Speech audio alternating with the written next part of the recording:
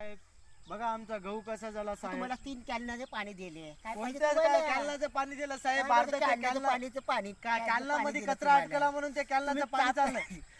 कचऱ्याचं काय तुम्हाला साहेब कॅलनाचं पाणी तुम्ही 3 तुम्हाला पाणी निवडून दिले. आणलं, तुम्हाला घंटा 3 पाणी. हलवण्यासाठी निवडून दिलं काय? तुम्हाला 3 पाणी कॅलनाचे आहे. तुमच्या कोणतं हिंदला हो पाणी साहेब कमी आहे. ते तुमच्या कचरा हिंदला अटकून गेलं पाणी साहेब, भरून ते एवढं कचरा काय अटकून भांडं आणलं गेलं. पुढचं तुम्हाला हा? पाण्यासाठी? तुम्ही ते तुमचं ब्रिज पाणी बनवलं, अर्धे ते माणसं ब्रिज- त्या ब्रिज मध्ये ते खाली पडून मेले.